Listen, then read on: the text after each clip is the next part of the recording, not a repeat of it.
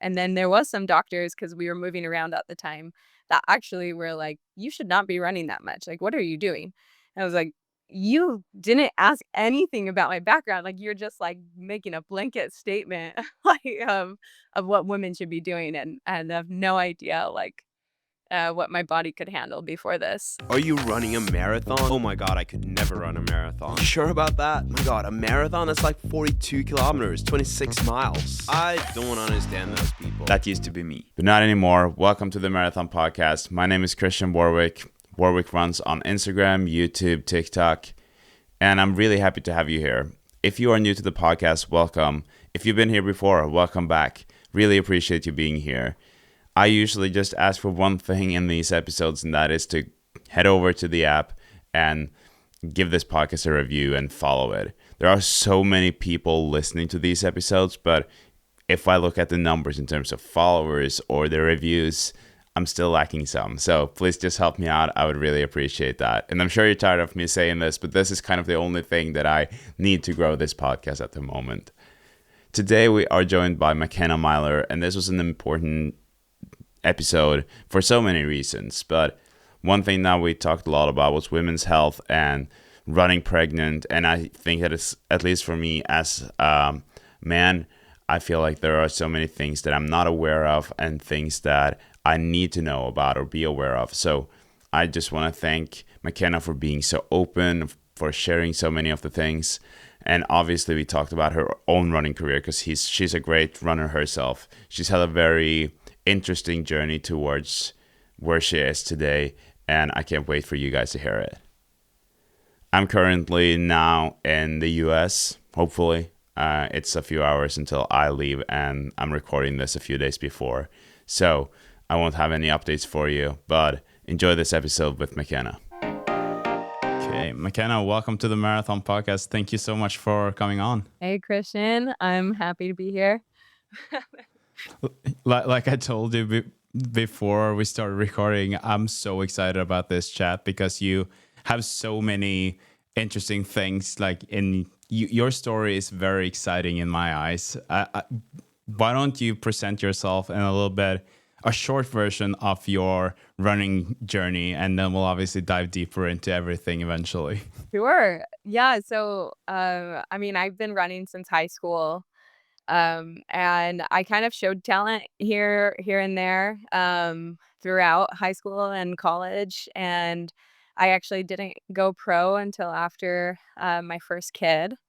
And en route to that, I became kind of known. No one really knows my name, but they know the pregnant lady who ran a 5-minute mile.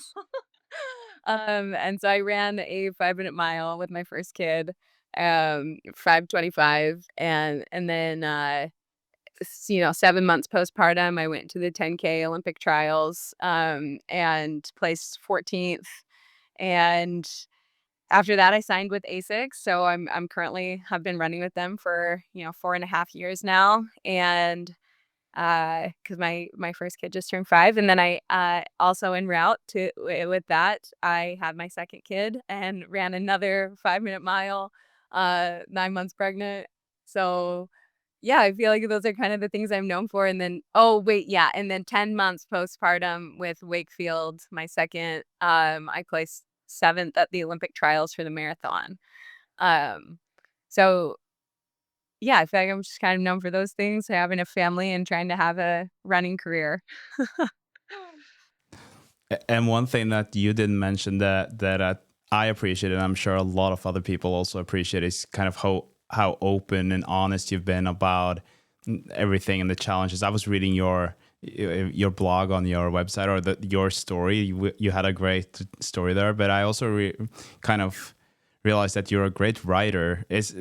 So that was like one of the questions that I had. Do you have any kind of writing background or anything like that? Because it seems so professional. Oh, that is very sweet of you. So my husband totally helps me with that stuff. He's in marketing, and yeah, he's helped me a ton with that. And he's also a very good writer. I would say he probably most of the stuff that you liked, I might like.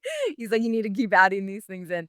Yeah. So no, I do not have a background, but I do like to be funny and, keep it real, like, with what's going on and make sure we capture your attention with a story so that, you wanna listen. A lot of times I think we wanna try to tell people, like, straight out what, the message is, and everyone gets that, but things really resonate when, you have a story or good metaphors.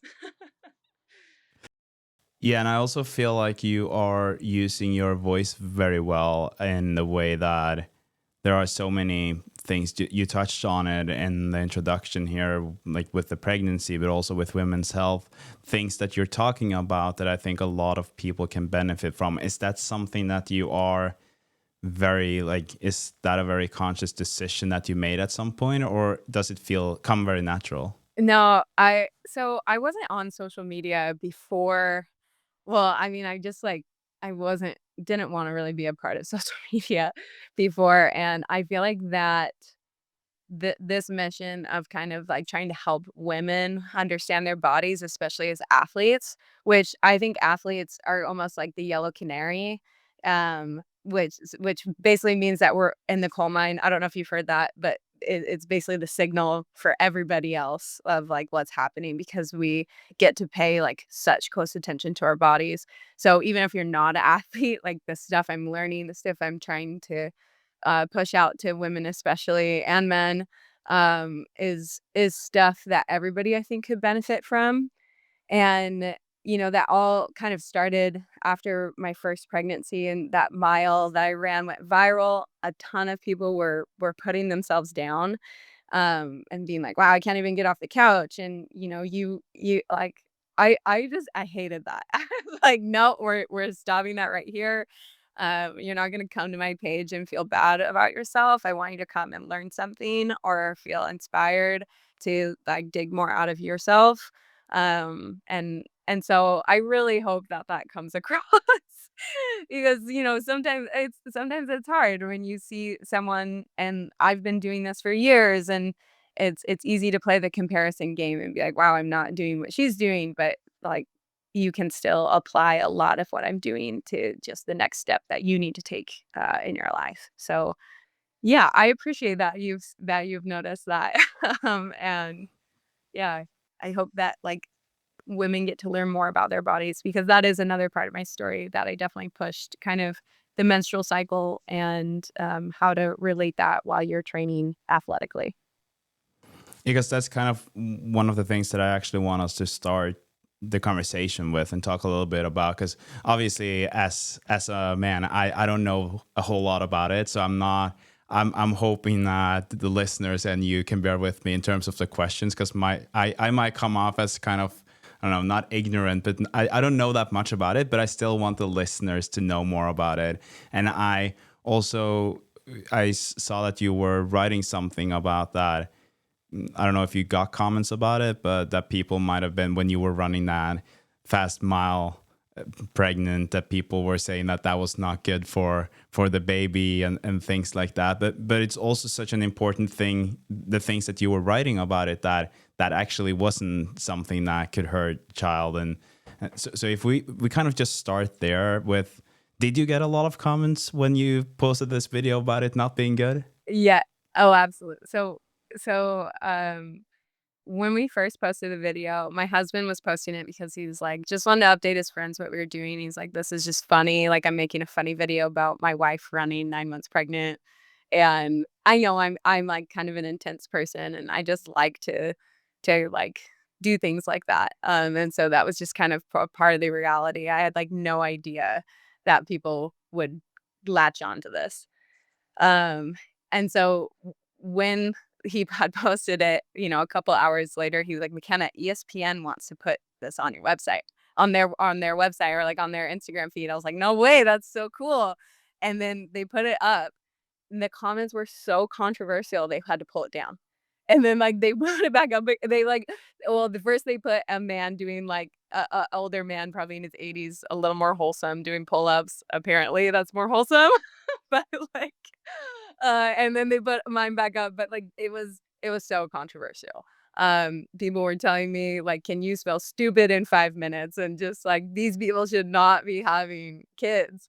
And I think what strikes me is, like, I know my body and I know, like, what, is detrimental pain and what, is, something that's just a little bit uncomfortable, and I feel like I had to trust myself a lot, especially, with all those negative comments, and even in the beginning of the pregnancy, like, I remember calling my mom and being like, "Is this the wrong thing? Like, what am I like, is this bad for my kid?" And she's like, "Kinda not like, you keep doing what you're doing because, like, this is not bad for your kid, like, miscarriages happen all the time, and if you have a miscarriage, it's not because you were running."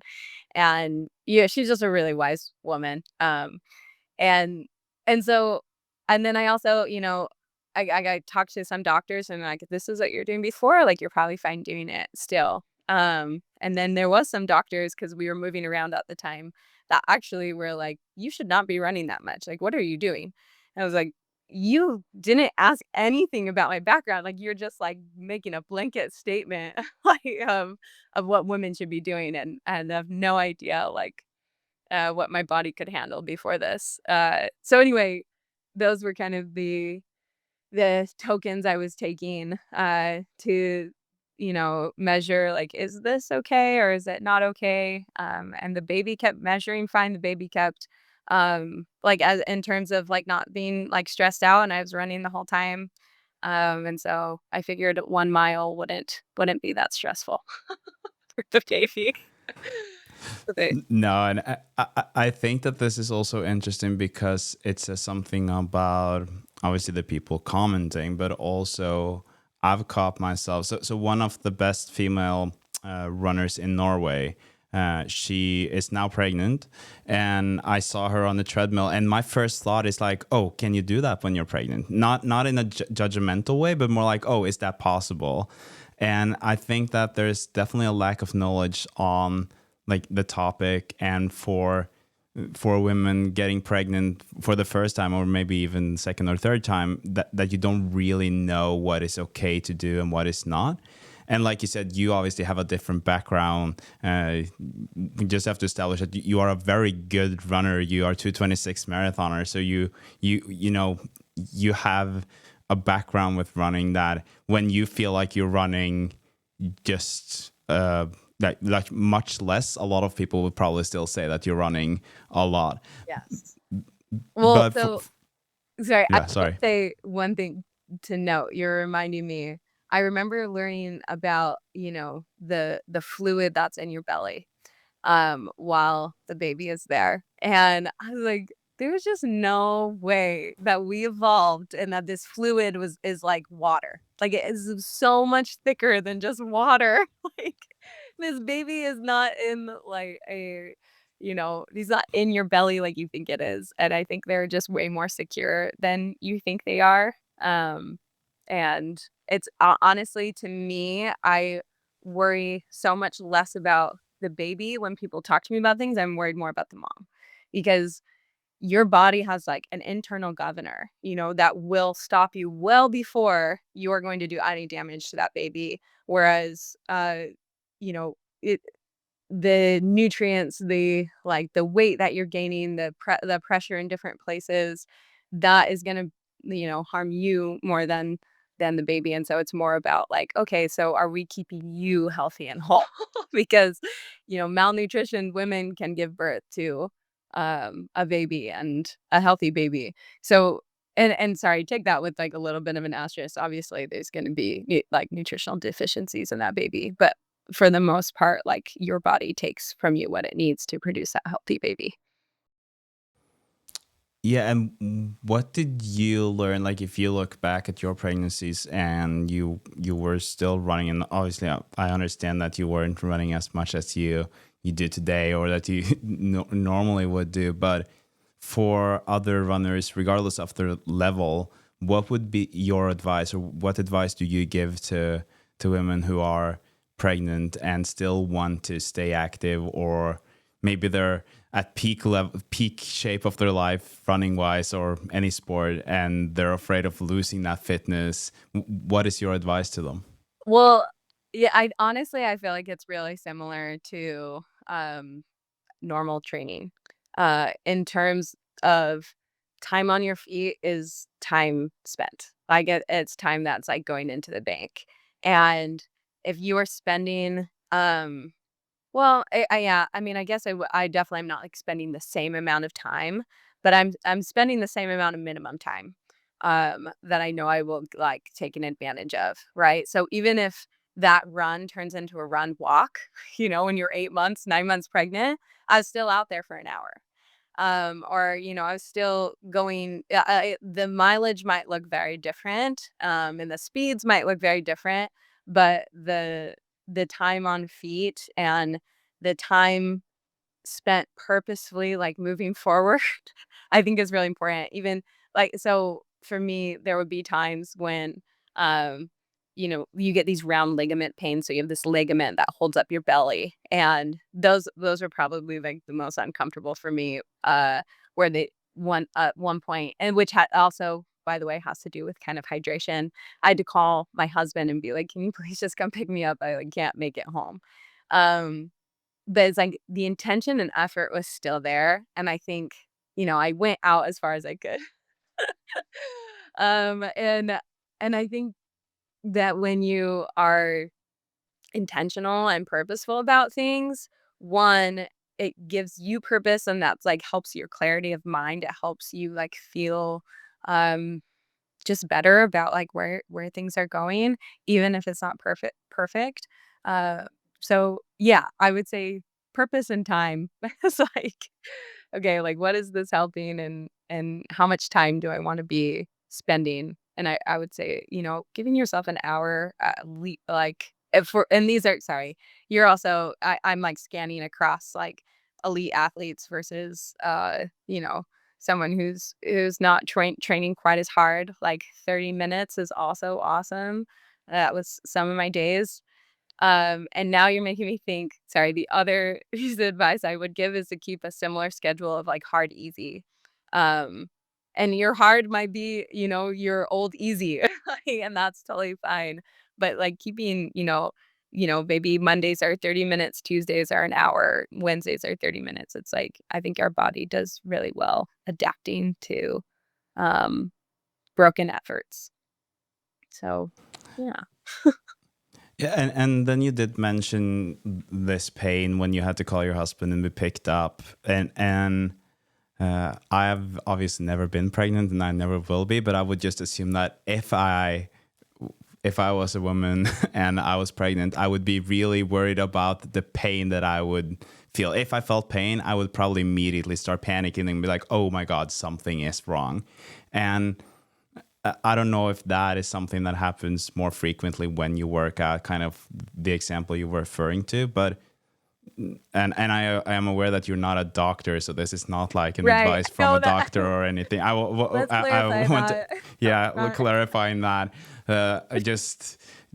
I feel like you're still, you've gone through this and you've been open about pregnancy and training, and I'm just curious about how you are able to differentiate that pain that you're talking about, that is just, okay, my husband needs to come pick me up, compared to, this is really bad, I need to go to the hospital, or like that something is very wrong. From my understanding, I would say, like, pain that something is really wrong, usually, especially during pregnancy, there's blood involved, or, there's, things coming out that should not be coming out.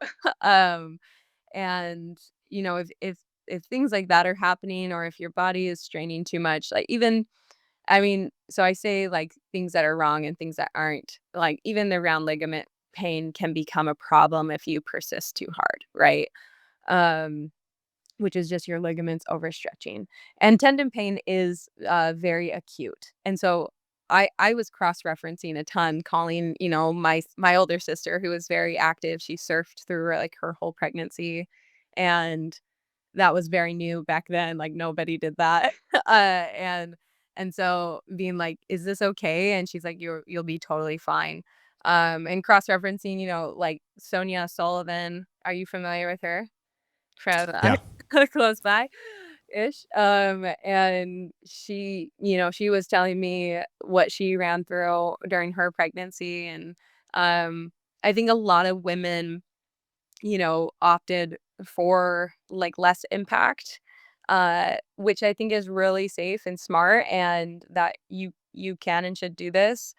Um, so I mean, a couple of things there. I used to be a little bit overweight in college, and so the weight that I was carrying and I was running up to 60, 70 miles in college, was similar to the weight that I was in college. Um, and so in my mind, I was like, "I'm not doing any harm because I was fine, like, at the same weight." And because people are so worried, like, "But it's, like, more weight than you're used to, more weight than you used to." And I was like, "I've trained at this weight before, and I'm fine." Um, so I mean, I did end up getting a little bit heavier, but not really by much. And so anyway, that's just all to say, like, I felt very confident with the weight load, and I know that, some women maybe haven't had that, and so it would be smarter to opt for something a little bit lighter, like swimming or biking. But if you feel confident in, like, your power output and being able to be, like, structurally sound, and, I don't think there's any harm in just going out the door and trying.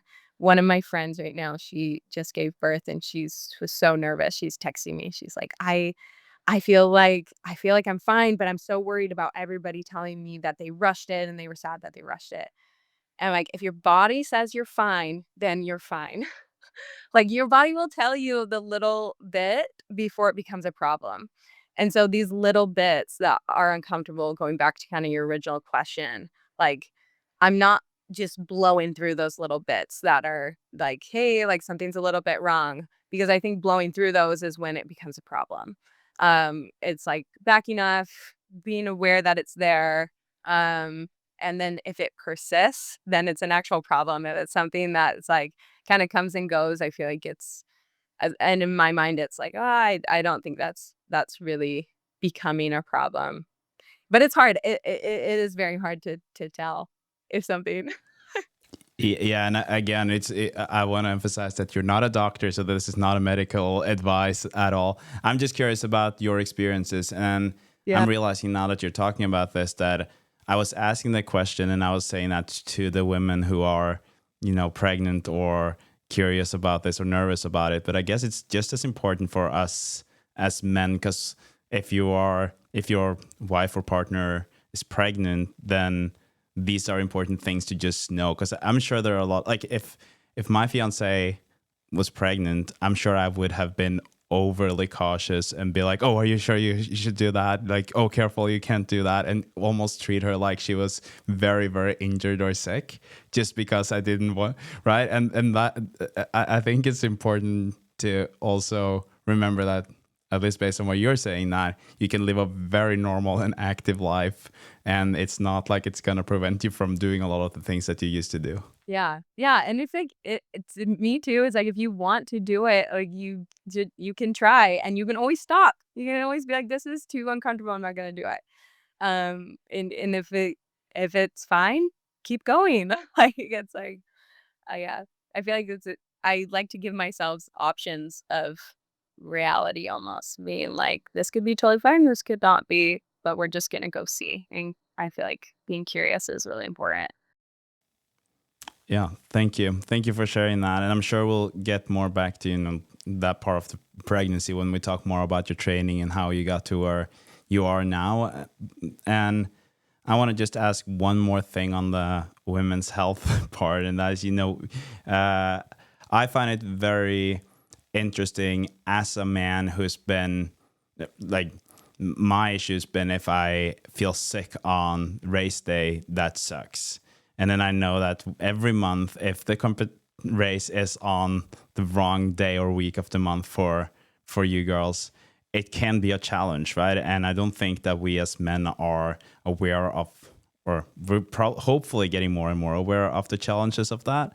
But I know that you've been very open about that, and I'm curious if you've found some ways of dealing with that has worked better for you, or things that you would like to kind of communicate to girls who are maybe very young in the sport and are facing challenges with the cyclist and performing. Yeah. Oh, 100%, 1,000%. I advice with that. And I will say that I feel like I'm really good at, or I've been very good at figuring this out because it has not worked for me. Because I've been in that place where I'm like, what is going on? And like, why am I not responding? And like, in hindsight, I was comparing myself to the steadiness of my male counterparts. And even some women where it did work for them and, they weren't going through as big of ups and downs. So I've just had really big downs with that, and it's cyclical, obviously, as we talked about month to month. But I will say that more and more, the menstrual cycle has become so important to me because it is this like fortification of my body. It's this signal that things are working and that like I will have access to like my superpowers or like my abilities uh if I keep this healthy on both sides of the menstrual cycle of not overeating and not undereating with like nutrition and what I'm getting, like when I just do it correctly, things just work. And even with a little bit of down, it's become this like fortification instead of this like loss of ability. And I think before I used to think, okay, the week before my period, which I didn't realize at the time, I thought it was my period that made me less than and that I would lose my ability. Um, and now learning about it, it's the couple days before your period, and this is, strictly speaking for, performance and an adaption. Oh, and that is, like, another asterisk to that. Dang it, I could talk a lot about this, Christian, so so give me a long question. That's Um, great. but but you have to remember to okay, so this is the other thing. You have to remember that there is a difference between performance and adapting to training. And the menstrual cycle is going to affect your like adaptations more than it's going to perfect and affect your performance. Well, there will still be things like affecting your performance that you can like tweak a little bit. It's really the adaptation that we're looking at that we want to magnify and like access and tweak a little bit as you're training. And so what your body is doing is that it's either preparing to have a baby or it's like, nope, we're not having a baby. And so when it's preparing to have a baby, the resources basically are not going uh, as or like towards your athletic performance as much as they're going towards, your uterine lining and making sure that you have stored carbs. And so your body wants to be in that state. And so that for me, the week before I start my period is when those things start, um, lining up that I need to make sure I'm on top of my carbs or my body's not going to want to give an output. I need to make sure I'm on top of my protein before and after, or again, my body's not gonna wanna give that same output. Um And also my motivation feels like a little bit less than, like, I just don't wanna be in pain. So that for that reason alone, I really do not like racing right like, in that moment, but I can still work through it and, with races, I will be like, "Okay, I'm not gonna be able to dig as much, so I need to be a lot more steady." I can't, like, rely on a finishing kick. That's kind of, like, what I think about for the week before the period. But then when you start your period, that first day can be really challenging for a lot of women. It's really painful, but athletically, your body is like really receptive to challenges, and your pain tolerance is a lot higher. And so, even though you are in pain, your pain tolerance is a lot higher, you're ready for challenges because your hormones have dropped. They're like, "We're not having a baby." So even if you have cramps, I encourage people to still move during that time and find out that you're actually a little bit tougher and you almost, like, want to match the pain that's happening in your body. You're like, "I need a hard workout right now." Um, and and that's really and it's really scary, especially when you're in high school and, like, the younger girls who are just learning what their menstrual cycle is doing and the consistency of it, and you kind of think, oh, this is going to be so bad. I'm going to bleed through my tampons. I'm going to like be so uncomfortable, and I just don't want to do. I just want a heating pad over, your stomach. But you have the rest of the day to put the heating pad on, but you can still get out and feel good. Feel good for that hour, or maybe not feel good, but feel proud of yourself that you gritted it out. But definitely as the period progresses, that second and third day, like if I were to prioritize, if I wanted a race, um, I would want to race on that like fourth or fifth day of my period. I'm like the pain has dropped, or with the cramps. But yeah, I would say it's a privilege to have your menstrual cycle. And oh yeah, I don't know if that answers sorry if I No, that answered too that long. that Do you have any definitely questions does. about that? No, but it definitely does, and I appreciate your answer. One thing that I'm realizing now that we're talking about this is that, um, for me, I'm very careful when navigating that topic. As a male, I feel like, okay, I have to be careful so I don't say something wrong, and I'm curious if that is also kind of the reason why.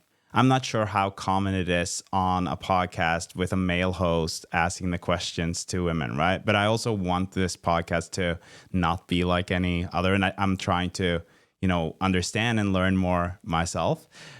But I also realized that the information that we get, it's like we might not get enough information. It's hard to know, is it okay to ask these questions? I obviously know based on your website and your social media that you're okay talking about this. You said it in the beginning, so I feel more like it's okay to ask those questions. Mhm. But it also strikes me that, when you're talking about this, that say race day, because the races are not organized based on Right. your week, your days, right? Yeah. And I assume that you might have had some races where they kind of the race day landed on a day that wasn't really ideal for you. And you rarely hear in an interview after a race that like, oh yeah, I have my period today, so that's why I didn't race that well. Are you ever tempted to be like, it's just that day or it's just that week of the month and that is why I didn't perform? Because usually you'll get a question of like, why didn't you perform as well as you thought you wanted to? Yeah, it's funny, as I think I have alluded to it a little bit on, yeah, oh, that's when it was, when I've raced. I absolutely talk about it almost every time I talk to my coach, with workouts.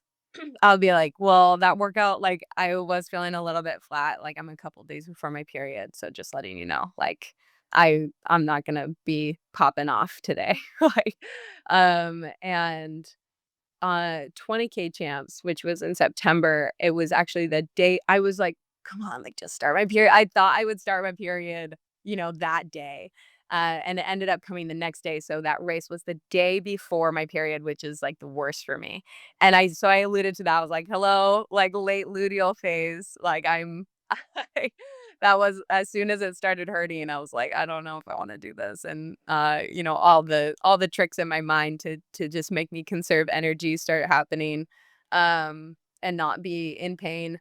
So, yeah, I do talk about it a lot, and, my male, teammates, like, they all know, and I bring it up with my female teammates all the time, like, "Where are you at in your cycle?" Because like, "How did this feel for you?" And, like, because it is a little bit different for each of us, right? Like, there's a lot of the same trends, but it can be just, slightly sometimes, like, people pull it off and they feel totally fine in that last week. It just happens, like, to not affect them, or they prepared really well intentionally or unintentionally. Um, and so I think, yeah, I mention it a lot. And when you're talking to high school girls, the advice I would give, like, coaches, is just, like, keep it sign it's not like you have to talk about feelings all the time. I think sometimes people get offended, like, "I'm not PMSing," and, like, I'm not or maybe they're embarrassed about it, but I feel like if you can broach it, just, like, from a performance standpoint where you are you're curious and you're not, like, stating, like, "This is how you feel because of it." Like, "Oh, that's interesting that you how does it, like" make you feel when you're on your period? Do you feel like this is like better workouts or worse? Um, that maybe in the back of your mind knowing like she might say it's worse, but it actually she's still responding really well even though she's just in a lot of pain. It's like it's good to know those things. So I don't know. I guess what I'm trying to say is I think I am very blunt and I do end up just being very forward with people about that, and hopefully that just like trickles down. Maybe they're not quite as forward, um, but they're a little bit more because I was so forward, and I don't know. So yeah, I No, think it's approached either I way. but I appreciate that answer, and I'm also happy that you brought up the coach athlete perspective, because I think that it's easy for men, and I'm including myself in terms of how this is something that it's easy to forget because you haven't really dealt with it yourself, and unless you have a partner who's been very open about it, you might not actually be aware of how much it's affecting your training, your, like you said, your workouts, all of those things. And as a coach, so if anyone listening here, like if they are a coach, or if they want to be a coach, it's so important to understand this, because coaching a male athlete or a female athlete, those can be two very different things. I'm sure that there are days where there aren't that big of differences, but then you have some days where there are some differences that you can never really relate to or have experienced yourself, and you can only learn by listening, right? Yeah, which is just a lot of things in life. We just need to be more curious. Yeah. That's why we need podcasters like you. Everyone is just like curiosity solves everything. Yeah. Well, thank you for that. I hope that the people listening to this found this useful, but I also think that they should head over to your Instagram and your website, and follow you, because there's a lot of useful information to find there. And I want to move the conversation a bit more to your running journey. You mentioned it in the introduction, but can you say something about when you first kind of fell in love with running and realized this is something that you really want to do? Yeah, that's a great question. I mean, there's definitely multiple moments of that because if you ran, which you have, you told me a little bit about, it can be a very love-hate relationship. So you had to fall in love with it again. But I would say, my older brother was really fast when I was little. And so he used to he was so fast that I think he was kind of bored. Like no one wanted to race him anymore because like he just never lost. And so he started having his friends race me. Um and and I think that's when I realized like I'm fast. Like I'm trying to be as fast as my older brother. And people on the soccer field would be like, that girl's really fast and like, well, cover the fast girl. And so I was like, oh, okay. Like I started to kind of like grow that identity that I was fast. And even my coach being like, you're really fast, so we're gonna like launch the ball up and then like you go chase after it and you're gonna beat our run to the ball. Um, and so in junior high, we had this mile and we had this dirt track. And during PE that we would, run the mile for the health certificate or whatever. What's it? I can't think of what it's called. Um, but yeah, we had a 6-minute mile shirt for the girls that, like, broke, 7 minutes and ran 6 something, and then for the boys, it was a 5-minute mile shirt if you broke 6 minutes, ran 5 something, and my brother again, my older brother was like, "I'm in the 5-minute mile club, like, you should be in the 5-minute mile club," and so I think I had this, like, expectation that that would be possible for me because my brother believed I could do that, um, and so the first time I ran the mile and again, I like no like I never was a part of a club or anything or training. I just went out to PE, ran the mile and loved it. Um, I I think I ran like 6:12 and the next time I was like I'm gonna break the 5-minute mile. I ran 5:59 and people around the school were like the PE teacher gave it to her, like, she doesn't really get the 5-minute mile, and I was so sad. I was like, "Oh my gosh, maybe she did give it to me." And so, there was this boy in 8th grade who I was friends with, and he's like, "I'm gonna come race you in the mile." And he had, like, a health class instead of PE. And so he skipped his health class and came out to my PE class to race me, and then another kid in my PE class, like, joined our race. And everybody, like, in his health class came to watch, everyone in my PE class, they're all in the bleachers, like, watching us 3 race. And that I would say was, like, the time I fell in love with it. Like, I didn't realize how exhilarating it was to push myself in that way, and, at the end, we came around the corner, and I ended up passing, his name was Michael. I ended up passing Michael down the home stretch. I ran, like, 5:47, and we're like, "There's no question now." Like, I'm in the 5-minute club.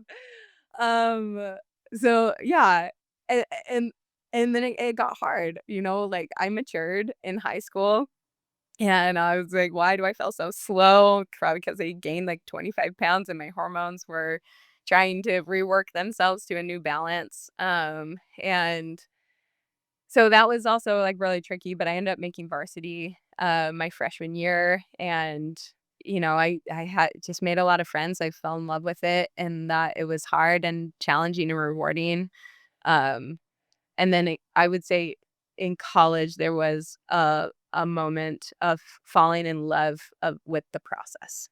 So I feel like before I was kind of like in love with just being fast and being good at it.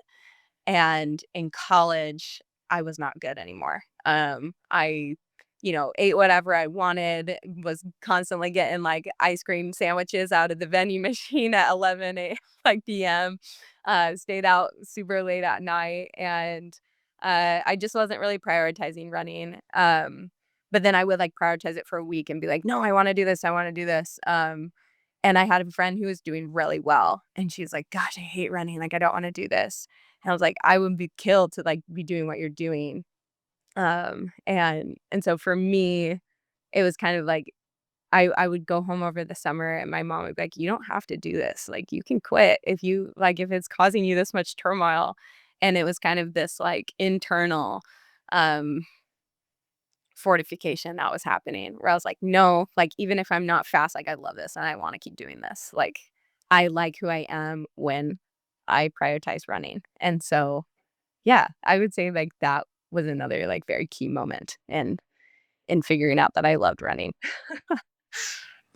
It's great to hear. It reminds me of kind of you know American high school sports movie when you talked about that race that you did with your friends, just like everyone lining up and watching you and racing you. That's awesome. Yeah, we get this also. I had, like, a hole in the front. I just wore fat, like, DC skate shoes, a big hole where my front toe was coming out after that race, and just, like, out of the kindness of her heart, my PE teacher after that race got me real running shoes, and those are, like, my first real That's great. was sweet of her. That's really really Never nice. forget that. And you also mentioned this part of, not being the healthiest, and you touched on this in that story about yourself on your website as well. And I think that this was something that maybe was the most intriguing part of that when I was reading about it, because first of all, what I think is great is that we're seeing a trend now where runners don't necessarily need to be as skinny as kind of everyone was before. Like, there's more focus on strength and that you can have more muscles. But then you do have the fact that when you're running, especially long distance running, you will benefit from not being a big runner, right? So when you kind of realized, like you said, you got to the point where you realized you had to change some of your maybe more unhealthy habits and kind of become to become a faster runner.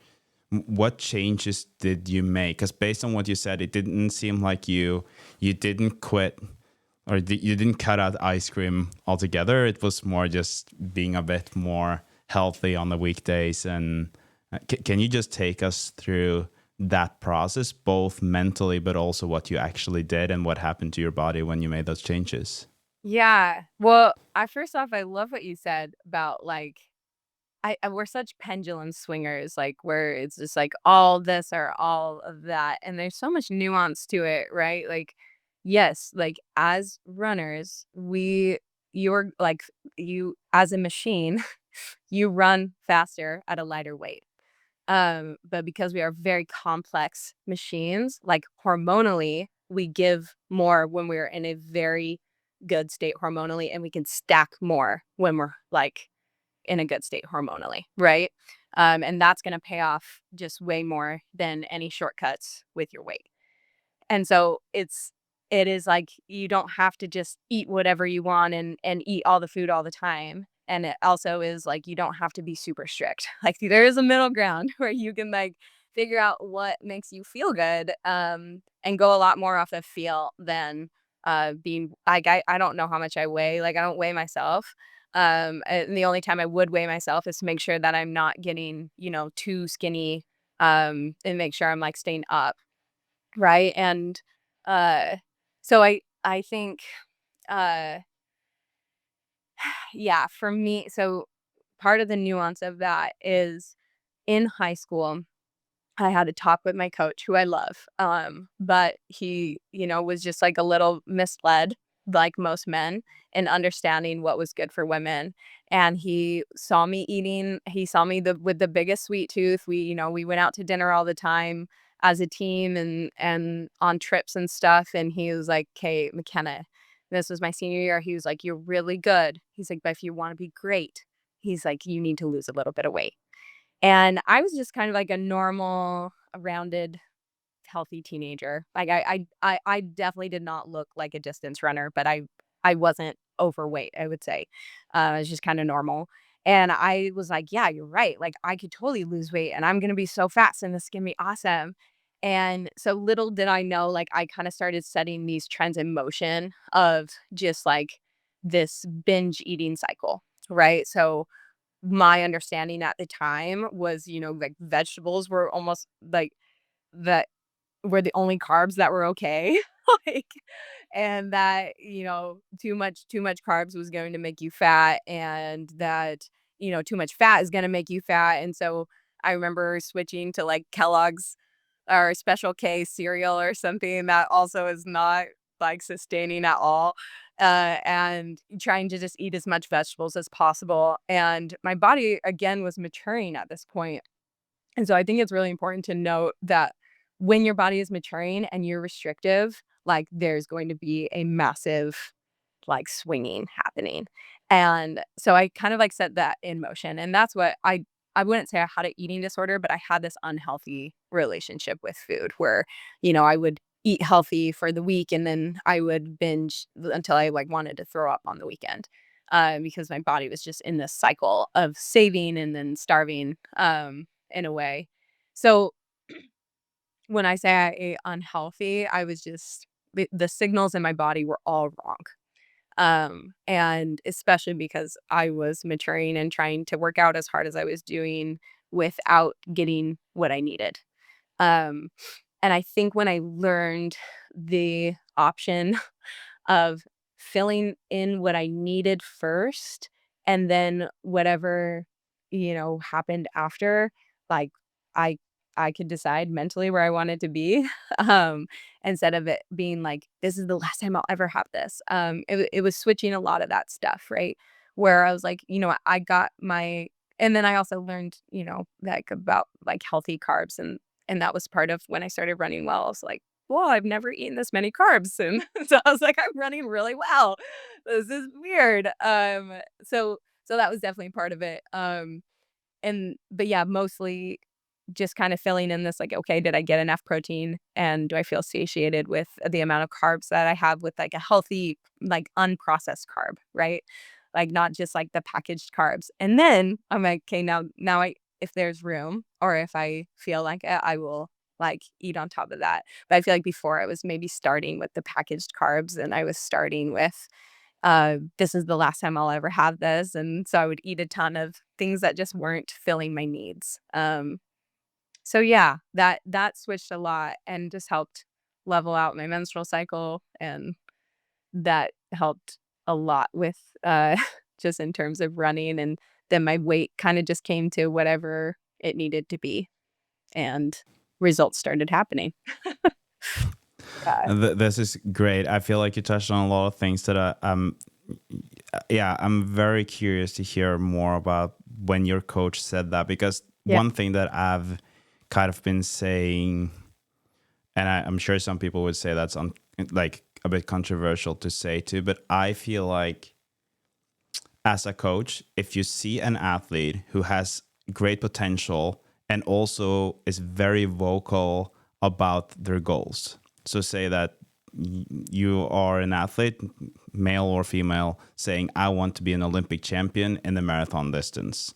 And as a coach, you see that, okay, there's great talent here. You know, the motivation to train is here. But the only problem is that the diet or the weight is not really aligned with your ambitions. I feel like as a coach, it's kind of your responsibility to somehow make the athlete aware of the fact that this is also part of reaching your goals. Just like you have to hit the right pace or do enough easy runs, you also need to dial in your diet. That's one thing that I feel like is the right thing to do to kind of address that. But what I don't know how to do, or what would be the right thing to do, is how you communicate that. Because I don't know if I understood you correctly, but it sounded like maybe for you, the way your coach communicated it, it didn't really work. Maybe you didn't get the tools to Yeah. get there. Mhm. So what do you think, like in that situation, what could your coach have done differently to make it easier for you to both understand and maybe not take it in a way where that could potentially lead to an eating disorder? Because if it does, then your career could be jeopardized again because you take it too far, right? So there's like a fine balance there. Okay, I love that you asked that because what it comes down to for me is process versus outcome.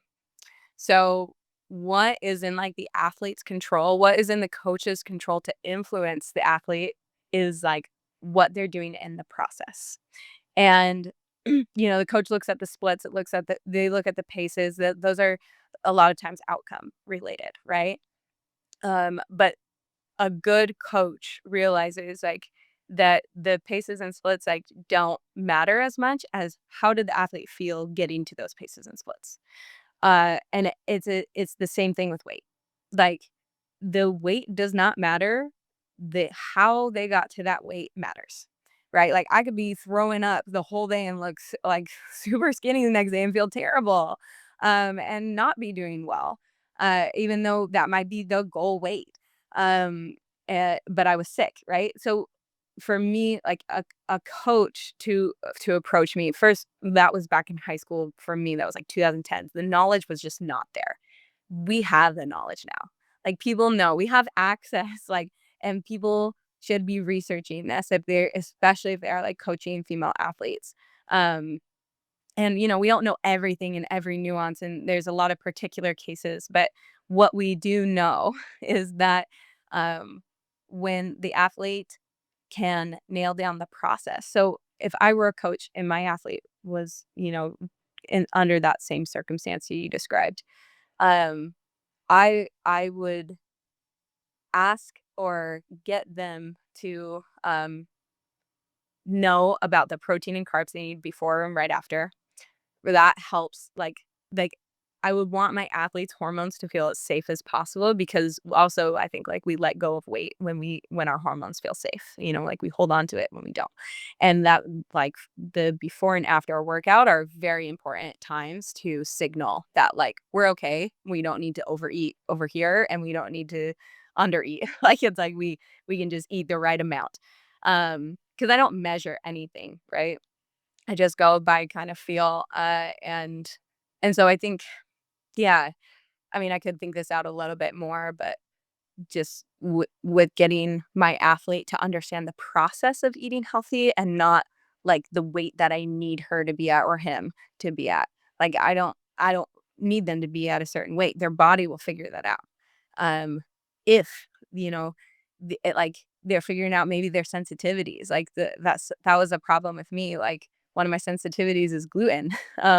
And that has like helped me a ton with being gluten free and realizing, oh my gosh, like I had like so much inflammation happening when I was just like pounding all this gluten. Um, and now that's not happening as much. And so like figuring out sensitivities and figuring out like just how to be in tune with their body, I think is the most like important process like a coach can help relay to an athlete. So yeah, like I get the sentiment. There's truth in the sentiment that like the weight matters, but it's just not the whole picture. And it's not the process. It's an outcome. And so we don't get to worry. We shouldn't waste energy worrying about it because it'll just start leading to unhealthy trends. Whereas like the process and being like, are you getting your protein and carbs right before and right after? Are you like making sure that you've got, yeah, this like full meal outside of training and you prepared with carbs the night before because that's going to make you feel good. Um, yeah. Yeah. So That's an awesome answer. And I love what you said about the process of how an athlete or a person can look like they're at their goal weight, and it actually is just a very healthy, they got there in a very unhealthy way. And I also feel like one thing that is important to emphasize there when you're talking of, because obviously touching on the weight debate in the first place can be dangerous, and people, like you said, you have a healthy approach to it, a healthy way of thinking about it. Like allow yourself to have some ice cream, allow yourself to have sweets and stuff like that. But I also think one thing that's very important to remember when we're talking about this is that, at least in this conversation, we're talking about athletes wanting to be the best in the world. You're talking about marginal gains. We're not talking about, the way you describe your weight in high school as a, if we can say, an average person who's not yeah. without the goals of becoming the best in the world. Then this is not an issue. This is not something. It would have been very unreasonable for anyone to even bring it up if you are just living a normal life. But then you start getting to the point where you really want to improve and you really want to beat the rest of the competition. And what I also love about what you were saying here is that the healthy carbs and kind of understanding this, because personally, like, I'm 32 and I'm still struggling to kind of understand where and how I should approach that myself. I can really relate to what you said about, okay, this is the last day I'm going to allow myself something, so I just eat as much as I can. Or we have candy in the house and I'm like, I'm just going to get rid of this, and there's no other option than just eating it. And then I eat it and I feel bad and my heart rate is higher during the night because I was, yeah. And then I wake up the next morning and it's like, okay, today my breakfast is 2 eggs. That's what I'm going to eat, because no carbs, because now I'm going to start over and I'm going to be healthy. I'm going to lose weight.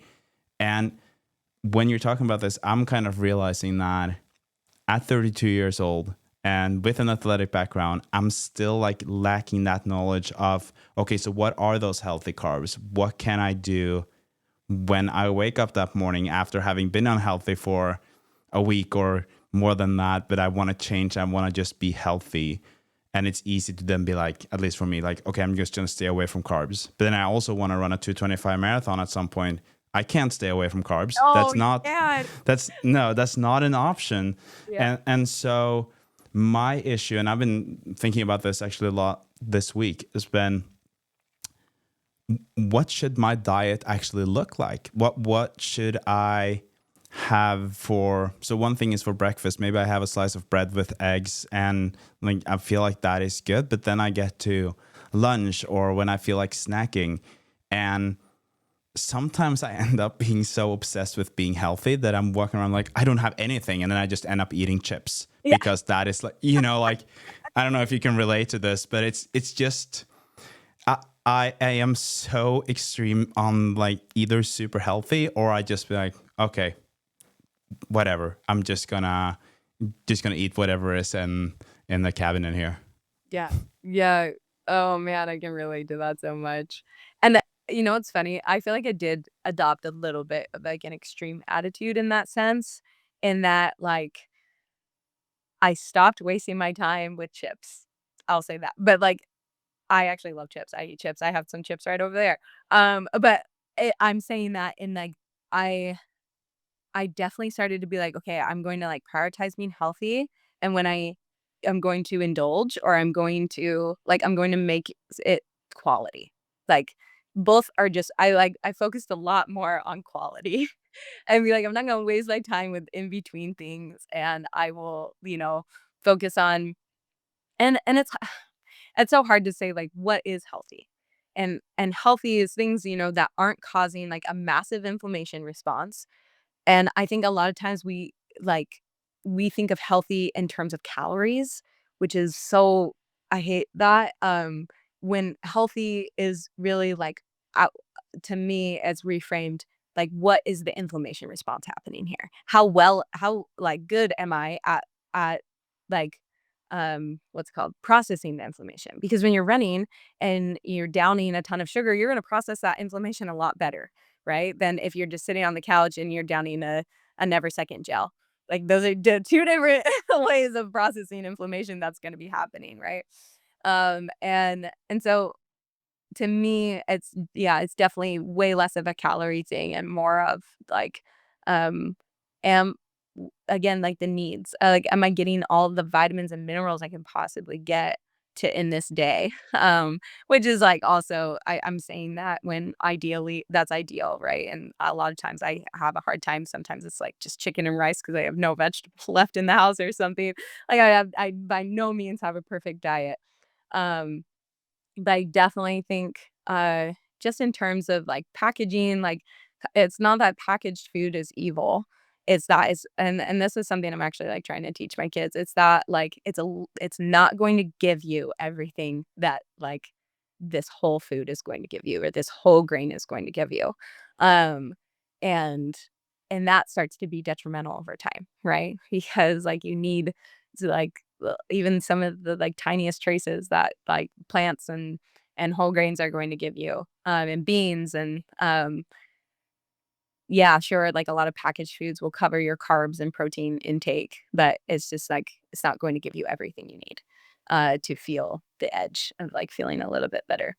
So, I don't I mean, what I'm trying to say is, like, I really don't even like the term, like, healthy, unhealthy because it's like, it's more what do you need? Like, I wouldn't eat the same way if I weren't training for a marathon. Like, I have a lot of carb needs. I constantly need carbs, whereas, like, if I was training for I don't know, or not training, I just like, I would still eat carbs, but maybe just not as much or all the time. So, yeah, it's so hard to say, like, what's healthy and unhealthy, but I think in terms of just, like, trying to eat less packaged is always helpful. So that slice of Yeah. bread is great.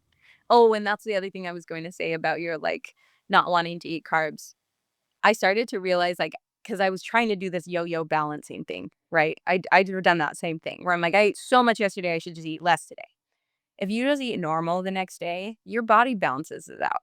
It starts fidgeting more to, like, get those excess carbs out, like, um, your body just knows how to balance itself if you treat it right and you, like, set it up for the right signals, which, we could talk about a lot about this, like, sleeping even is gonna set you up for the right signals if you're getting enough sleep. If you're not getting enough sleep, of course, you're gonna overindulge, like, you're not getting the right signals. So, yeah, we could that we'll cut it there. That's good.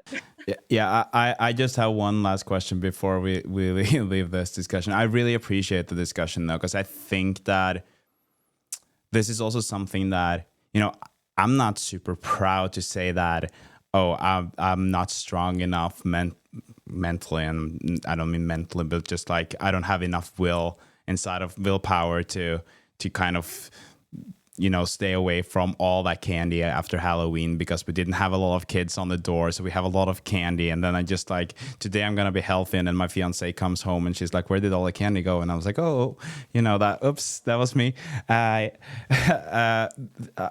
but like back to what you were saying. First of all, I hate that calories in, calories out kind of discussion, because that doesn't really, like you were saying, that it's not as simple as that, because there's a difference between calories, and like you said, it's also not like calories equal unhealthy. Yeah. And so just for the listeners and for me, when you were talking about the calories that you found that were unprocessed, and you were also saying that obviously for you, gluten, if you are sensitive to gluten, that is different. So people should definitely try to figure that out if that is an issue.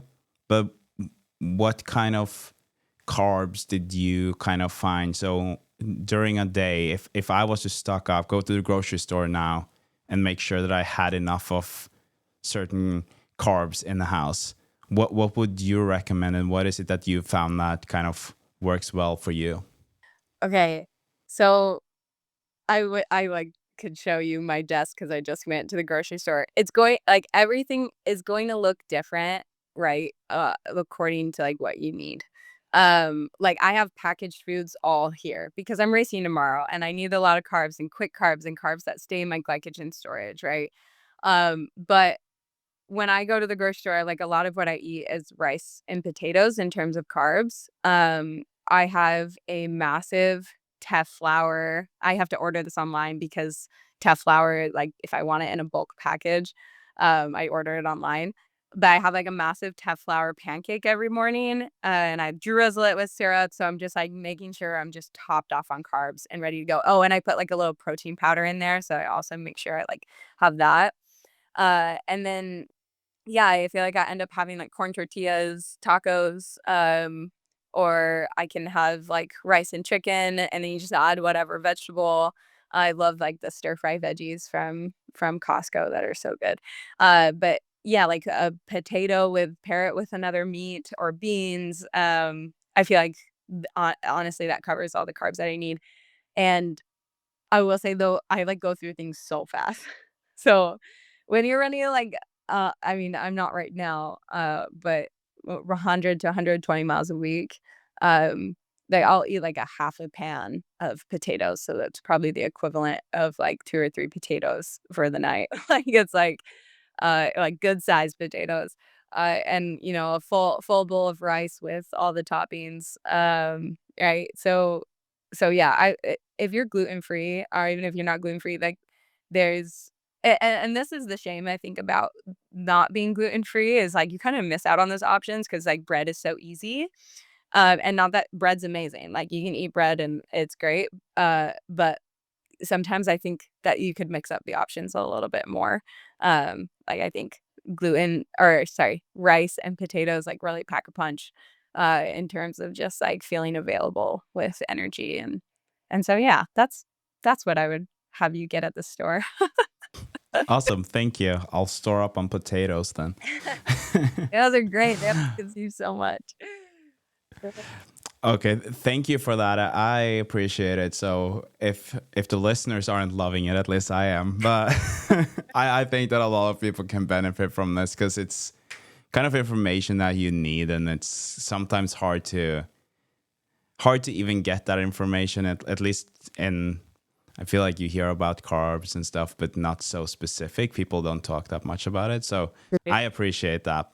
But I want us to get back to your running, because it's called the Marathon Podcast. These things are super relevant to the marathon and to the training, and we've already talked for more than an hour. So I want to just kind of jump to. I know that you went to Australia for a while, right? And that's when you were mainly focusing on the 5K. Is that right? Yeah, mhm, mhm. Mm-hmm.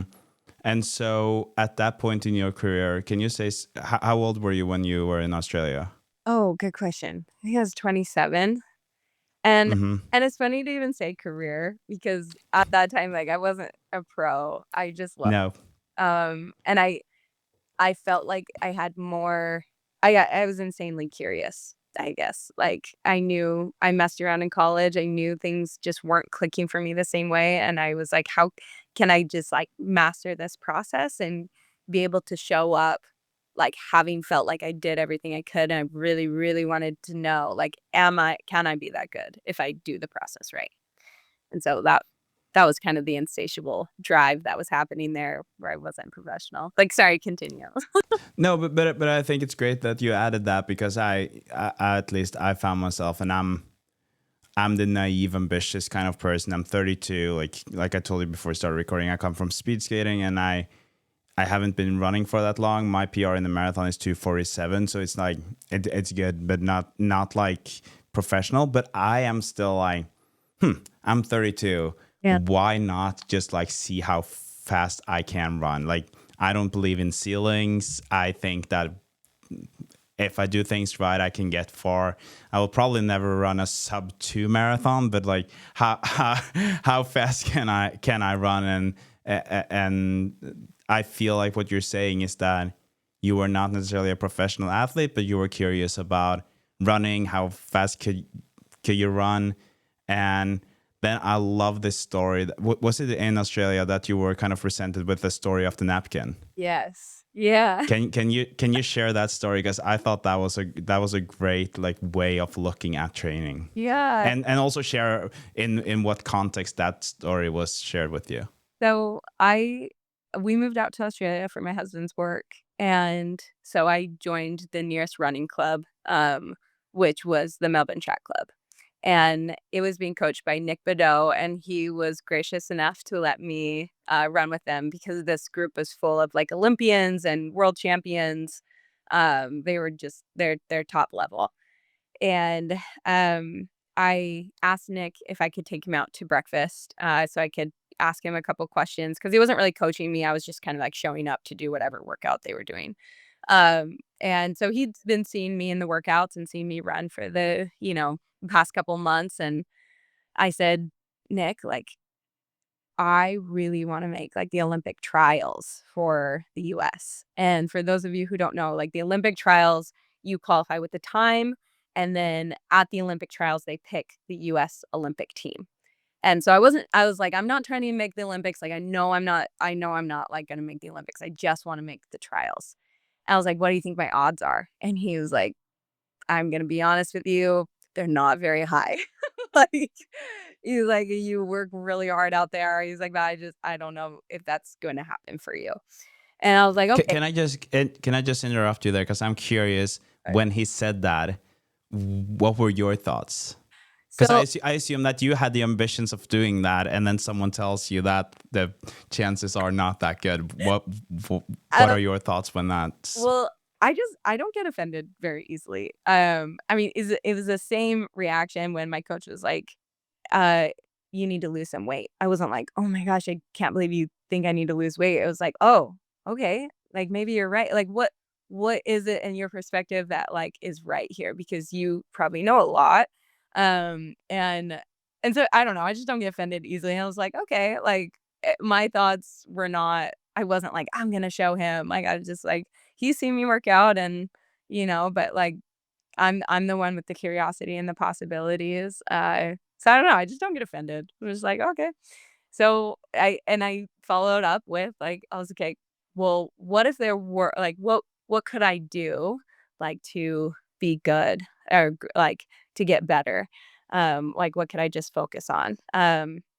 And I was like, "What?" And he starts explaining his training philosophy, and he takes a napkin, and he's like, "Here, rip this napkin." And so I ripped the napkin a little bit, and then he folds it again, and he folds it again and again and again, and he's like, "Now I'll try and rip the napkin," and I can't rip the napkin, and he was like, "This is like training." He was like, "One piece of, like, napkin paper on top of another until it can't break, and you're there." And he's like, "If you just ran, an hour on your easy days, and then you did 1Ks, 8 to 10 by 1K, you did hill repeats and a long run," he's like, over the space of time, you would get faster." And I didn't understand that because up until then, I think I treated like every workout like a race where I was like, this is telling me something. This is like where I'm at. And again, going back to this, like, I was so worried about performance instead of adapting. And his philosophy was adaptation, right? So we're not just like going to the well every workout. Not every workout's an A+ workout. Um, it's just like setting the foundation. It's embarrassing your body just enough that your body's like, oh, okay, I need to make a little bit of improvement here.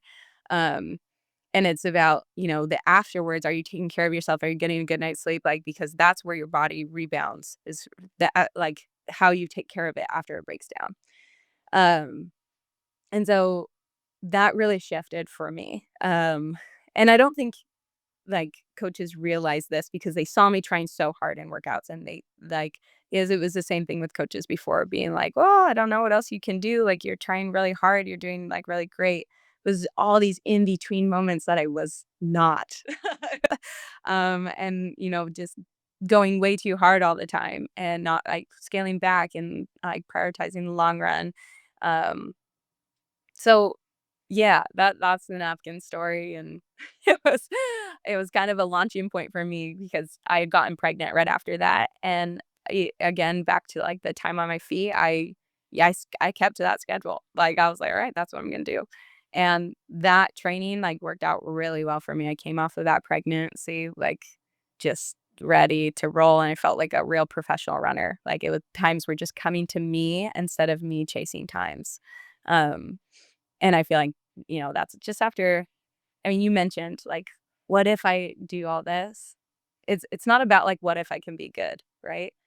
I mean, it is, but it is more so, like, what if I just nail down my sleep routine? Like, I Yeah. like, people think, like, 10:30 is early enough if you're doing heavy training, and it's like, what if you go to bed at 9? Like, and all of a sudden you start feeling like things just start, like, compounding, and it starts slow at first, and then you really start to see things compound, I think, when you take those smaller things seriously. Yeah. Well, this is really cool to hear, and I also love that your coach kind of uh, told you, you asked if you thought it was realistic, and he was like, "Nah, to be honest with you, it's not." But then you ask him how, and then he still kind of gives you the recipe for that, because that is, I think, is a great coach. He's not kind of telling you that, yeah, you can do whatever, because he's still being a real, like, he's being realistic, Yeah. but he still gives you the tools to help you get there. So if there is a chance, then at least here is the recipe. So here's how that can go. And yeah, you mentioned that you got pregnant, and I know that COVID happened, and so you guys kind of had to, or at least you chose to move back to the States. Yeah. And that is when you're, and then we can start talking about it as a career, I guess. That's when things started to really, you know, things started happening. Can you say something about what happened? And also, because now you mentioned overall your training, and what was the, if you were to look at kind of the details of it, what was it that you changed, and why do you think that you really had that progress at that time? So I do wanna say about Nick, because that kinda makes him seem like he didn't believe in me at all. When ASICS, who I'm now sponsored by, was deciding if they wanted to sign me, the representative actually reached out to Nick to ask about me, and Nick had really kind, awesome things to say, and he was, like, very happy about, like, the success that I was having, and he was just trying to be realistic with me, right? And that's what I was asking for. But yeah, afterwards, after I had my baby, my first baby, Kenny Lou, I mean, again, I really just stuck to the same things. Like I kind of recycled a lot of the workouts Nick Bedeau had given us while my with my time with him.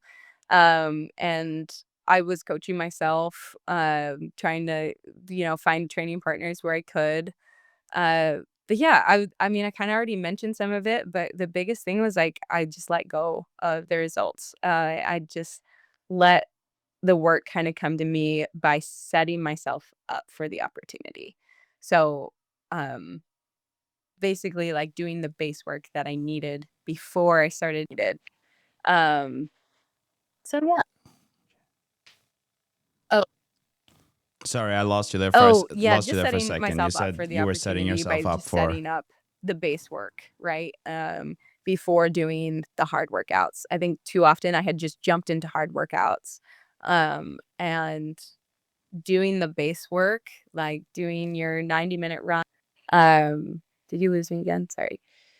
Do your hill sprints and Yeah, you're there. hill Yeah. work and I don't know, base training, just getting your mileage up before it gets too hard. That all happened before I started doing hard workouts, and I feel like it just gave me this like really awesome foundation. So yeah, I think that was a little bit what yeah. Yeah. Do- But do you, but do you feel like some of it then was being more aware of the intensity of your training, or was it more the overall like way you approach training? What would you Yeah, say I'm that, sorry. Yeah, I didn't give you the like, if details we were on to it. look at the details of it? Yeah, the intensity was definitely back. Like I held myself back a lot more, in terms of like having just B plus workouts and not feeling like I needed to do an all out effort all the time. Uh, yeah, I don't know. The details really like weren't too different than anything I haven't mentioned. No, but you're good. I was just curious about if, like, because you were saying that, that you were not approaching every workout as a race anymore. I was just curious if it was more the intensity, because sometimes people are talking about it as just, like you said, going to bed earlier or things like that, or if it was, yeah. So I guess like details, but still big stones in the big picture of as an athlete. Right. Yeah, right. Yeah, no, they were, like, a lot of the same workouts, and I also would like, a little detail that helped was I was so used to, like, a Tuesday, Thursday, Saturday schedule that I did start to do 2 days in between some workouts. I was just yeah, I would say the detail was I was just so much more intentional about the recovery, um, of whatever the intensity was. If it was, or if I was preparing for, like, something really intense, I made sure the recovery was, um, just a lot more dialed in than I had ever before, in terms of going easy on my run or, because as you probably know, yeah, I don't stay off my feet too much. Um, with the kids, I definitely I'm on my feet. I don't necessarily get to, like, recover in that sense, but mentally, I get to, like, turn things off a little bit more physically or, just, like, not pushing for things. But, yeah, I don't No, know, but I'm sorry. I I think feel like I can't these are really good answers, and yeah, I was just curious about more like your approach to it. And now we've been talking for 1 hour and 20 minutes already, and I don't want to take the whole day from you, but I just want us to get to kind of that marathon that you did. 'Cause after Australia, you started doing pretty good 10Ks, right? Can you just quickly take us through that from Australia to getting all that progress, signing with ASICS, and then kind of how you then, how and why you transition to the roads and the marathon? Yeah. So, I mean, I didn't really put down anything that substantial for the 10K or 5K in terms of just like what other women in the US were doing. And so I think that was kind of like, well, let's just see, like, you are good at the 10K. Like, let's see what you can do on the roads. I put in a lot of volume, like we've talked about before. My body's like pretty sturdy. And like I just don't get injured very often, and so the volume comes kind of naturally to me, and and so, yeah, there's a lot more money on the roads, and so they kinda push you that way anyway, and it seemed really fun to start joining the circuit, um and again, I think it was kind of just the volume, like, I knew I could handle the volume, I knew that, I had unfinished business in the 5K, 10K, I still feel like that hasn't lined up yet, which is funny, I think I'm actually a better 10K runner than I am for the full marathon, but we'll see, but the marathon has just because of the volume I put in over my whole career, going since high school, I feel like the marathon has paid off a lot.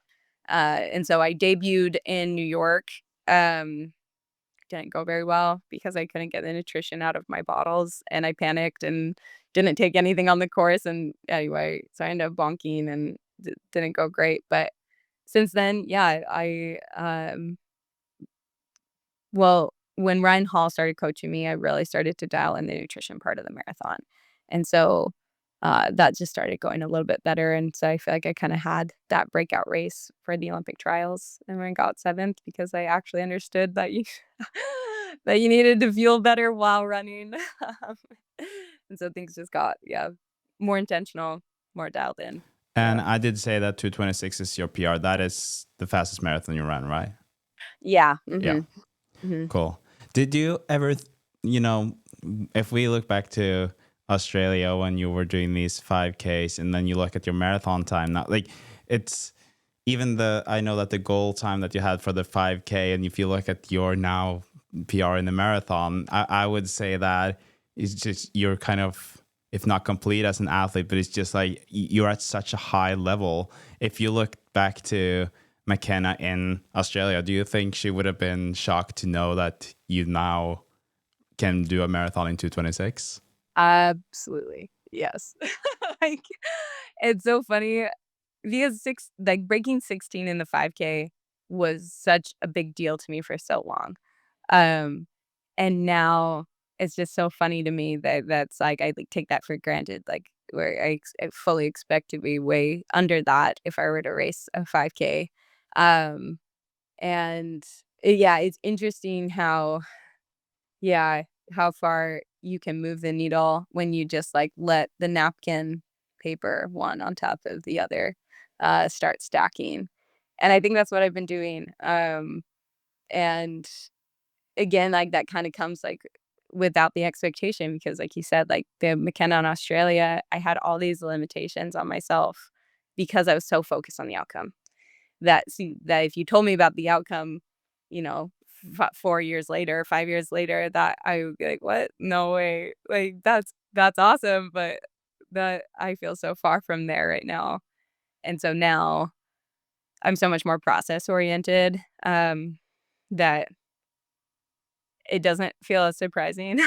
It's just like it's fun to just see what comes. Yeah, it's good.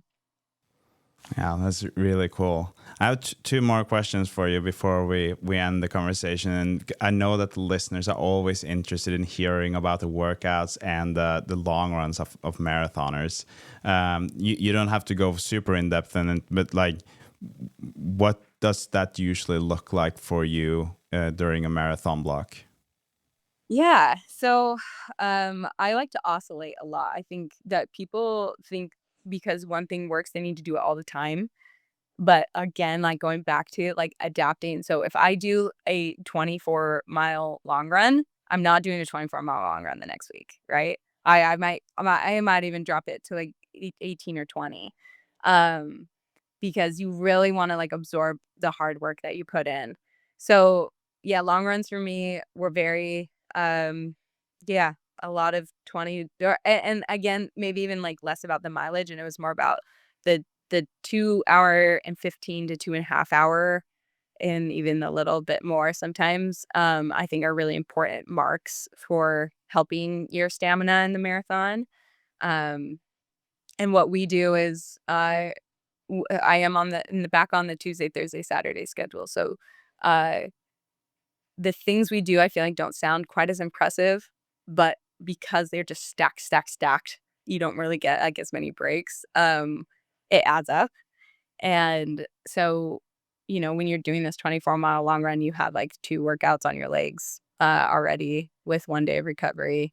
And then we end up doing like a 3 to 4 mile or a 2 to 3 mile push in the middle. One time I did a 8-mile push at like 5:40 to like 5:35, under 5:35 pace, towards the end of a 25-mile long run. That was probably my biggest day. Does Uh that mean that the rest of the long run is pretty easy? That's the end of the long run. So Yeah. you do, Yes. 14 Yeah. So the first or 14, for instance, will be then easy, and then you run oh, faster, or sorry. is it steady and It's then just go harder. Yeah, I would say I run on like 6:20 to 6:10 pace in between there. And then start at so it's your legs don't feel like peppy and ready to go. Like No, the got it. point of the workout is to feel like, oh, I gotta pick up my legs. Like, and that's probably my least favorite workout. It's really hard. And Yeah. then workout wise, I would say one of our biggest workouts is the 8-mile projected marathon pace. And that workout is really hard. Um, but what I really like when we do like 2 by 4 mile or like 3 by 3 mile, because we get moving in those ones. Like I would say this last week, uh, what's one of them we did? Two, yeah, the 3 by 3 mile averaged. Oh, I'm gonna forget the average, but I think we went about like 5:18 the first set, 5:15 the second set, and then down the last 2 miles were under like were 5:08. Um, so yeah, we get moving on those ones. It's fun. Cool. And strength training, you're also big on that, am I right? Yeah, yeah. So we work with Braden, who is the like Run Strong coach at BYU. Um, and he works with the pro team. He's awesome.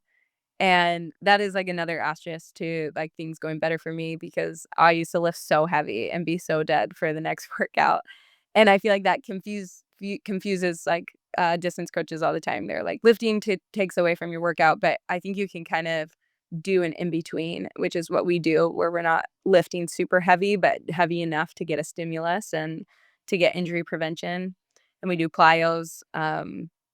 Yeah, I think lifting is really important, but as runners, you don't have to go all out. Like, it doesn't have to be a second workout. You can kind of touch what you need. Great.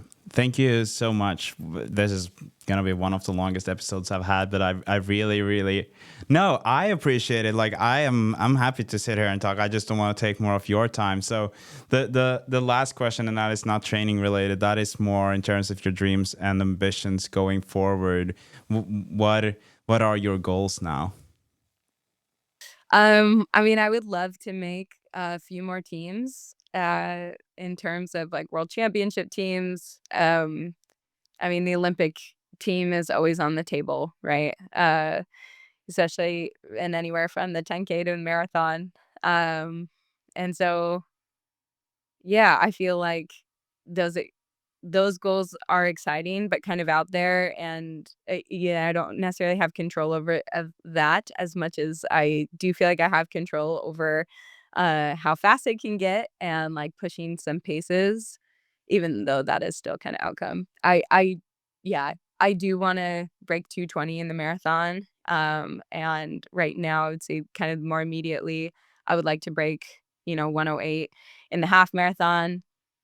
Uh, so yeah, those goals. And then also I have very unfinished business in the 10K and the 5K. And even the mile, like I still am like I've never ran under 4:30. I ran a 4:37 in jeans for a workout one day. So Wow. I need to get a new mile PR and a new 5K and 10K PR because I think those are getting a little dusty. Awesome. That's really great. Make sure you wear runners when you do that mile then so you don't Yeah. go what was it? The DC skating shoes or what was it Oh, that you said? yes. Yeah, right. Those fat skating shoes. And I won't run on a dirt jack. I'll make sure to run on a Mondo. Great. McKenna, thank you so much for coming on and everything that you shared and how open you've been. I've really, really enjoyed this conversation. It's been really good. Okay, well, thank you for having me. Thank you. And good luck. Thanks. There were so many times during this conversation where I was like, yes, yes, yes, this is important. And I just want to thank Makenna for coming on, for sharing all of this, and just know that I really, really appreciate that. And I really hope that for you as well, that this helped and that this was something that you can use and that you find useful yourself. At least I found this to be very important. In the next episode, we're having Caleb on, and you might have listened to him on Life in Stride or other podcasts. He has such a unique story from being an addict, really, really struggling, overdosing several times, to now being a very fast marathon runner, but also an ultra runner. He ran across the US. He's planning on running across Australia. We are talking about all of this in this episode, and I can't wait for you guys to hear it. So thank you for listening to this one, and I'll talk to you in the next one. You listen to the Marathon Podcast, brought to you by Wall Studio.